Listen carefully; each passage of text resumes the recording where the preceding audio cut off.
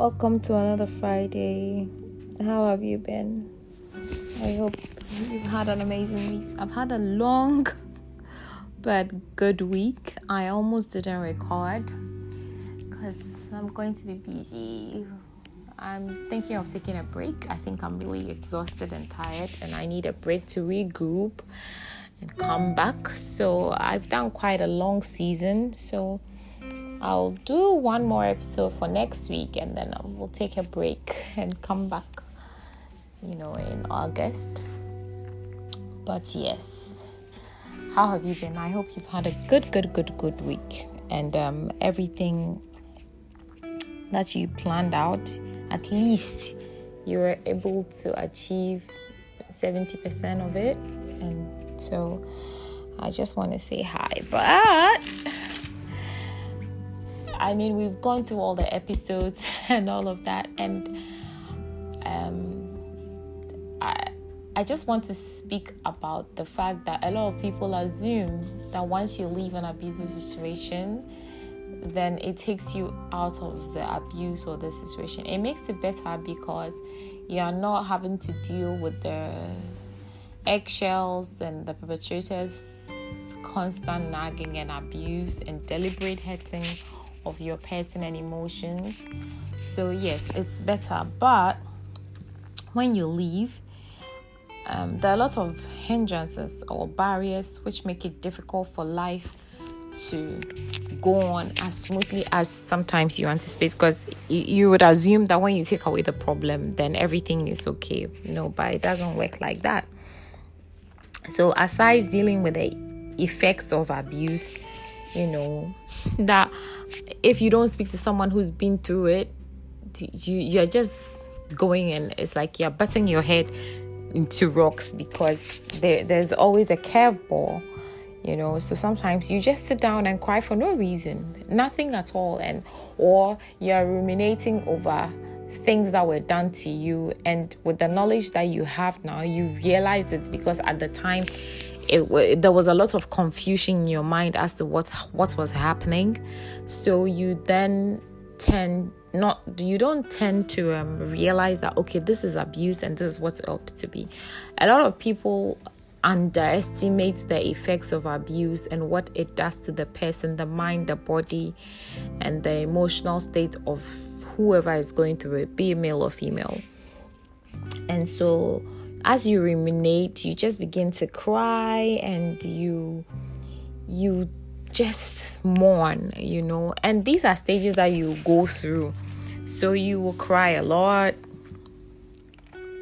because at some point you bottle up your feelings or you don't say much because you don't know who to trust. You don't know how they will interpret it. A lot of people just assume that, are you just talking because that's what it is? Or you could be exaggerating because, of course, abuse doesn't make sense, So at some point, you opt to keep quiet. That's why I call, the tagline for the podcast, using my voice, because at some point you lose it completely. You lose your voice completely. You don't say much. You don't explain much because people don't understand. They try to rationalize it through the perceptions and the knowledge that they have, but they don't realize that that's the life that you live. So it's very common, and initially it will irritate you, it will annoy you, you will shut people out. But when you begin to grow and heal, you will understand that they have no idea what it is that you've gone through. They're just only trying to have a conversation with you in the sense that it's not possible, but it is. And that's what they don't realize, So you will cry a lot because you would have bottled up your emotions and your stress level will be through the roof. If you don't check your blood pressure, it will go high. So you need to relax, and you're going to be paranoid. You're going to be afraid of people because you trusted your abuser and then everything went haywire. So it's really difficult, and especially when your abuser was the type who used to stalk you, pass through your office to see if you're there, keep an eye on you in terms of where you're going, where you are at, who you are with. you tend to be a little bit paranoid, so it's not as simple as it looks, but that's what happens. So yeah, and the depression will be real. Let no one tell you that you will not go through it. You will go through it. Now, when someone is dealing with the after effects of abuse, people should allow them to, because that's the only way they can heal. That's the only path that they can take to a place of finding themselves. If they don't go through that path, the emotions will be bottled up and it will come back to bite them again. So allow people go through the stages, the mourning, the anger, the hurt, the pain, the inward looking, analyzing, healing, and then begin the process of healing. Otherwise, they will go through the cycle again and again and again. And look, I talk about PSCD all the time. Trust me, it is real. Sometimes you wouldn't want to go anywhere. You would just want to be at home. You just have flashbacks, bad dreams, frightening thoughts. Sometimes you might watch something that will trigger you and you will just be shaking for days or weeks on end. And it's just, you begin to replay scenes in your head and you wonder, okay, if I had said this or if I had done this, would it have panned out this way? That's all PSCD, and avoidance. You don't even want to go anywhere because you're afraid, because you went somewhere and something happened. So your anxiety kicks in as you go into that place. That's PSCD. Your mood is just, sometimes you feel insecure. And a lot of people don't realize that you don't have to be hit to be hurt. The assumption when you talk about abuse is that or bono in my local language, or LAPO or something like that in Ewe. So I speak both my mother and my father tongue. So or bono ana, we say in Chiso or bono ana wa bono ana or bonita, or in Ewe we'll say epoi. So it becomes quite difficult, when people don't see scars and they assume that you shouldn't be suffering as much as they assume you should. So that's what happens. Now, as you leave, you're dealing with the physicality and all the emotions, and then you also deal with certain barriers, like worrying about a place. You're basically starting your life all over again. And a lot of the time, people fail to realize that it takes a lot of courage to walk away from an abusive situation, because it is not easy. It takes a lot of courage for someone to decide that the person that they've chosen by themselves to walk life's journey with is no longer bringing is actually the person causing them pain, and also being the brunt of all their problems. So when it happens like that, it becomes an issue, so that is a lot of courage for them to decide that I can't do this anymore. In truth, it becomes a problem. So let's applaud people for leaving, and if in any way you can be a support to them, because you see, what happens is they get upset sometimes for no reason, because something has triggered them. They might lash out as a result of the PSCD that I mentioned. And what a lot of people don't realize is when you move out of a home that you've shared with your partner as a result of abuse, you go to somewhere else, you are starting life all over again. It might be to a smaller space, it might be back to your parents, it might be a smaller space that you're sharing with your children. So you you virtually have nothing. So is your life going back to a state where maybe if you left in your 30s or 40s or 50s, you're going back to your 20s or 30s or 40s when you got married, So it takes you back, and then you have to start making choices all over again. All right? What you gain back is your dignity, your self-respect, your firmer boundaries, unshakable confidence, and then peace of mind, and then rest. Because being in an abusive situation, you have no rest, So that's what happens. And then you worry about your safety, that of you and the children, and you think about, how am I going to survive, also in the sense of a physical safety, if your abuser is violent. If they are not, there are people who will be listening for information and sending it back to the abuser. The flying monkeys, I have an episode on them. The Wizard of Oz flying monkeys. They will be buzzing and coming through, just flying to disturb you and just take information to the abuser so that they will have ammunition. Like, they just want to paint you black, that you deserve the abuse that they meted out to you. Nobody deserves abuse. Under no circumstance should any human being professing love for another person abuse them emotionally, verbally, physically, mentally, psychologically. It's, I always say that when you're kind and when you take what love is patient, love is kind, whatever, that's not to say you will not have disagreements. You will. But how you solve it, how you approach it, how you speak about it, how you listen, hear, and make amends is what will determine whether the two of you will be able to sort out your issues or not.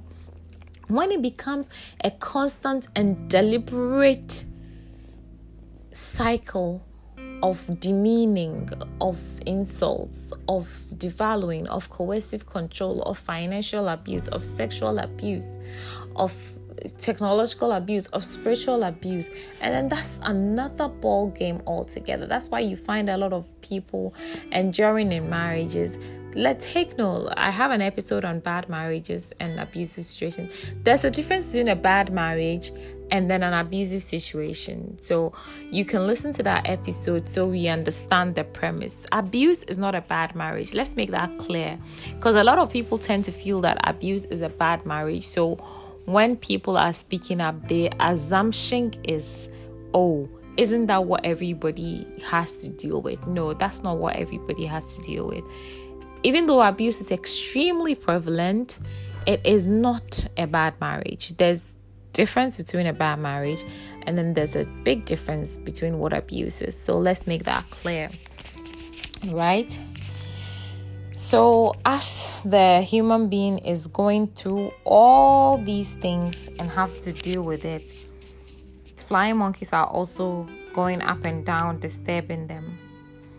And where you're human, you will see companionship, but at some point you wonder, to what end? Do you trust someone again enough for them to come back when they're way into your life and hurt you?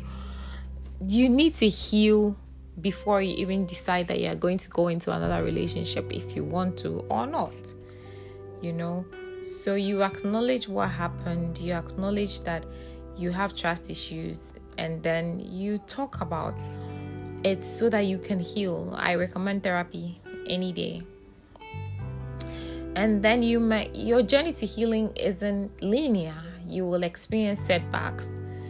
You will try different approaches to healing, and you will try to act like everything is normal. So you might do it fast. If you don't process the pain and the emotions and the feeling, you have to process it. You have to sit with it, because if you don't go through it and you pretend that it's not there, it's like putting a band-aid on a huge sore.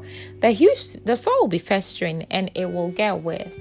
So Sit with your feelings, sit with the pain, sit with the anger, sit with the hurt, sit with the depression, sit with the flashbacks and everything. Process your thoughts so you know how this situation has affected you, and how best, when you speak to your therapist, you can tackle it head on, and so that you can have a better and fulfilling life. Trust me, you can do it. You can do it, because you need to put your finances in check. Like I said, abusers to prove that you are the bad person, they'll do everything possible to corner you in such a way that it's like they want you to crash and burn, so that people will think that you are irresponsible. You are the reason why they are not taking up their responsibility.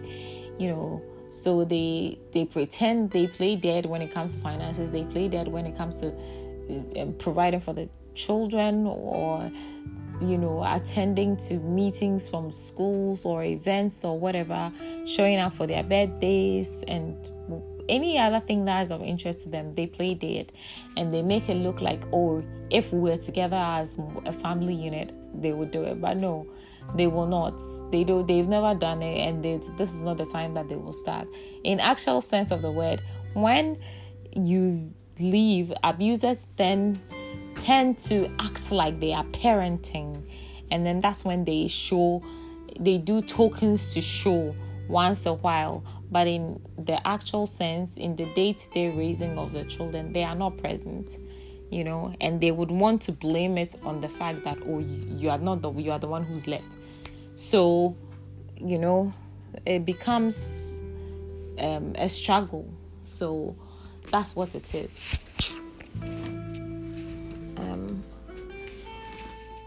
You don't have to do anything for them to be human. They just have to be human. And so sometimes you feel like, oh, you are in it by yourself. You will feel it. You feel like there's no one who cares about you, but you have friends and people. What you realize is, when abuse happens, you will know who your true friends are. You will know who's in your corner and who's not in your corner. Who's around you but not in your corner. Who's around you but not for you. You will understand. It will take some turbulent times and all of that, but in time you will figure out, and you will have peace. You will have peace. Some women tend to despise everything male, or if it's a man, they despise everything female, and that's when all this thing is trauma and all of that. Both human beings, male and female, are very capable of abuse. They are very capable of hurting whoever they choose as their spouse or in a relationship with terribly. And so we don't have to absolve anyone or of any excuses. However, I think it's counterproductive to project whatever your abuser has done to you onto every other person of the agenda. No, it's unhealthy, but for some it happens. So when it's happening, check it and try to address the problem head on and seek some therapy so that you can heal.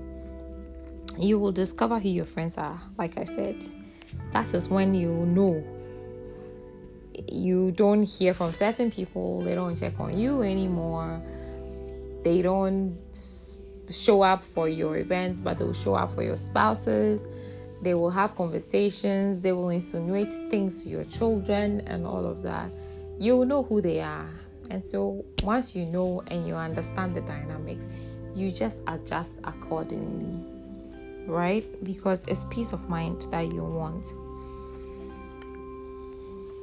Another thing that will happen is, as you go through the healing process and you begin to discover yourself and the woman or the man that you lost, and you begin to find the layers underneath yourself, and you begin to chase your dreams, aspirations, and goals, you begin to love yourself more.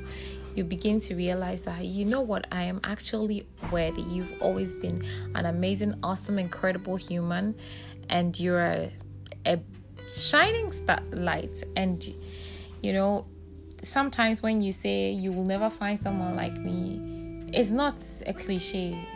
You know what you bring to the table, and you will not find someone like that again. So you just wonder even if you will be going to another relationship with someone else, and you weigh the options, and you might say, oh no. But the barriers are a lot. The barriers are things that will stop you from probably going on with your life. Some people give up because it becomes a lot to deal with.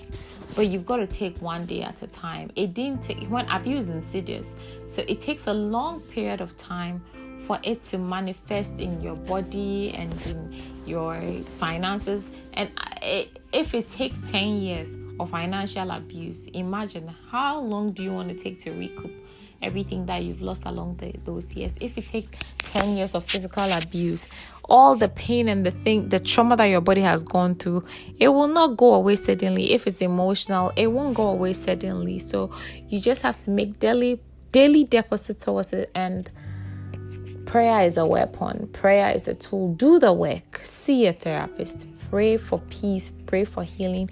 Pray that the things that you are studying, understanding, and becoming, God will open your eyes and give you wisdom and knowledge so you'll be able to. And I always say, holding on to the pain will not do anything for you. Holding on to the bitterness, it will not do anything for you.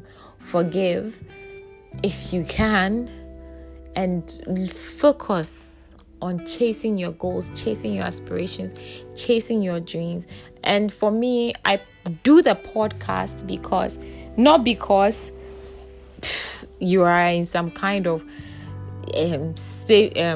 revenge seeking game. No, it's so that you can help someone else understand their situation, because it's a lonely road. You do it because you want to give back, you want to help. And like I always say, survivors are your best advocates. They understand every nuance of pain, hurt, emotion, depression, everything. They understand. They felt it, so they understand, and they know. Even before you express it, they know that pain. They understand that pain that you are going to talk about. So it's important for us to have support systems. It's important for us to have communities. It's important for us to, because you see, when you are telling your story to someone who has no idea or covered what abuse is, whether covert or overt, emotional, they don't have it, and they assume that it's a bad marriage. They are trying to convince you that you could give it another try, like it shouldn't be that bad. Like, you haven't walked in my shoes, you can't tell me how bad it is. And so when you learn to be strong, when you learn to leave the bitterness, when you learn to leave the pain, the emotion at the door, you teach with understanding that you just want to give back so people will not fall into that same situation, or if they are in it, you are being their companion. Trust me, I get messages a lot. It is not an easy path. It makes you question yourself. It makes you question who you are as a human being. It makes you question who you are as a wife. It makes you question who you are as a mother. It makes you question your whole existence. So, if you understand what it makes you do, you will realize that it's not just an ordinary thing. It is deeper than that. And even though these barriers will come one day at a time, you will surmount.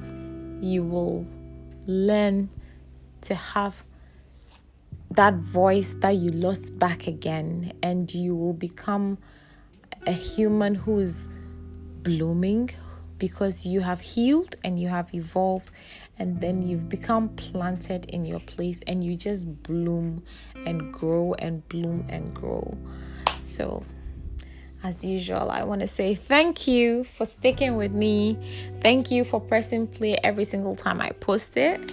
And thank you for the feedback. Thank you for the love. It's been an amazing ride, and I wouldn't have it with any other people but you. Maybe next week we'll talk about skincare, because I've said, I know. I've said that we'll talk about other things that generally interest me, So maybe we'll talk about skincare, maybe we'll talk about relationships. I don't know, but we'll talk. So take care of you. Be safe. Corona is still there. So have an amazing week and wear your mask, follow the protocols, and be safe out there. Until same time next week. It's been another episode of Conversations with Amma. Take care of you and be safe. Love you.